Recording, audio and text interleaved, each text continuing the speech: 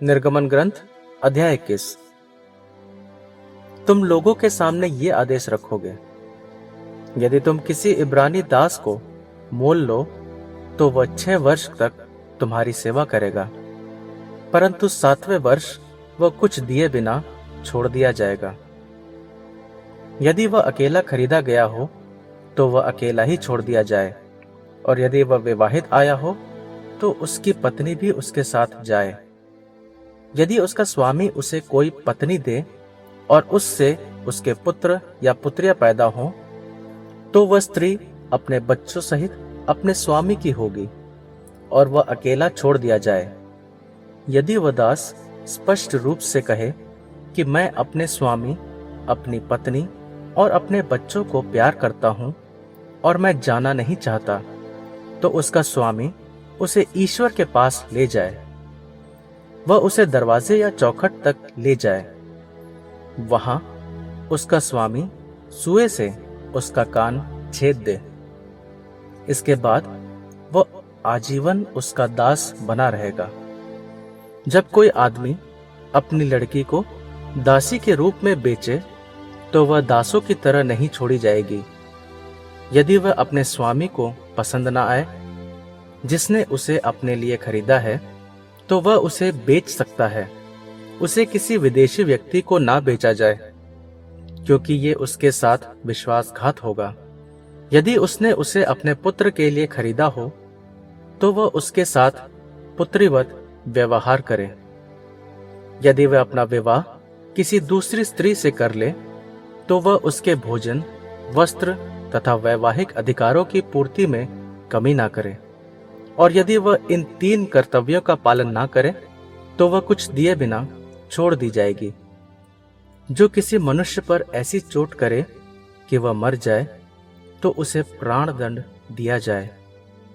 परंतु यदि जानकर ऐसा ना किया गया हो, केवल संयोगवश ऐसा हुआ हो, तो मैं तुम्हारे लिए एक निश्चित स्थान बता दूंगा जहां वह शरण ले सकेगा। यदि कोई मनुष्य किसी को मार डालने के इरादे से उस पर छल से आक्रमण करे, तो तुम उसे मेरी वेदी के पास से भी घसीट कर मारो। जो अपनी माता या अपने पिता पर आघात करेगा, उसे प्राण दंड दिया जाएगा। जो किसी मनुष्य को चुरा कर बेच दे या वह उसके अधिकार में पाया जाए, तो उसे प्राण दंड दिया जाए। जो अपने पिता या अपनी माता को अभिशाप दे, उसे प्राण दंड दिया जाए। यदि लोग झगड़ा करें और उनमें एक दूसरे को पत्थर या मुक्के से मारे, लेकिन उसकी मृत्यु ना हो, बल्कि वह केवल बिस्तर पकड़ ले और बाद में उठ बैठ सके और डंडा लेकर चल फिर सके, तो मारने वाले व्यक्ति को केवल ये दंड दिया जाए कि वह उसके समय की क्षतिपूर्ति करे और उसका पूरा पूरा इलाज कराए। यदि कोई अपने दास या दासी को लठ से इस तरह मारे कि वह उसके सामने ही मर जाए, तो उसे दंड दिया जाएगा। लेकिन यदि वह दास 1 या 2 दिन जीवित रह जाए, तो उसे दंड नहीं दिया जाए, क्योंकि दास तो उसकी ही संपत्ति है। यदि लोग आपस में लड़ें और किसी गर्भवती स्त्री को इतनी चोट लग जाए कि गर्भपात हो जाए और शिशु को कोई हानि ना हो, तो उतना जुर्माना दिया जाए जितना उस स्त्री का पति निर्धारित करे, और न्यायाधीशों के निर्णयानुसार उतना देना होगा। यदि कोई अन्य क्षति हो, तो प्राण के बदले प्राण का दंड दिया जाए।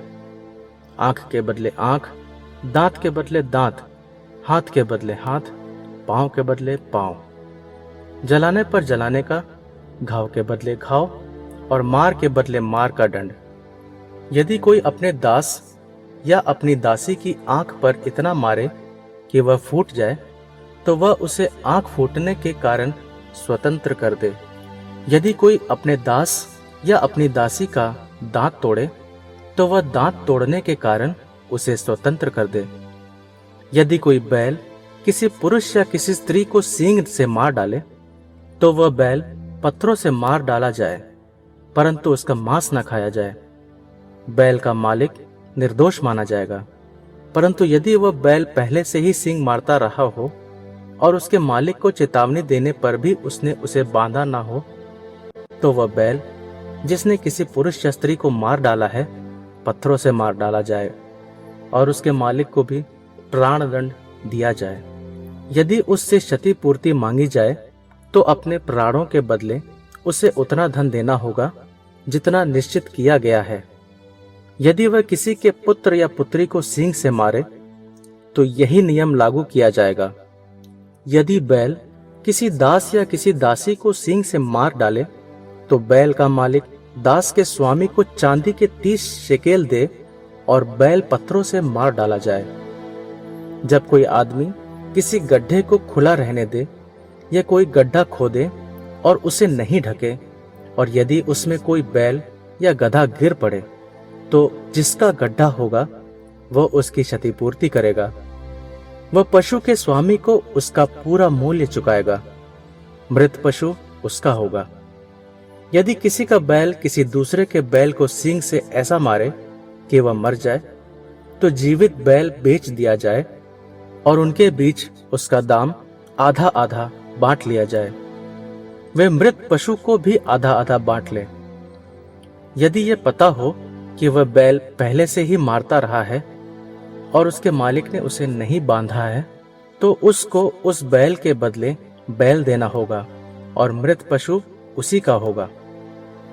यदि कोई आदमी बैल या भेड़ चुरा ले, उसे मार डाले या बेच दे, तो उसे एक बैल के बदले 5 बैल और एक भेड़ के बदले 4 भेड़ें देनी होंगी। यदि उसके पास कुछ ना हो तो चुराए धन के बदले स्वयं उसको बेचा जाए।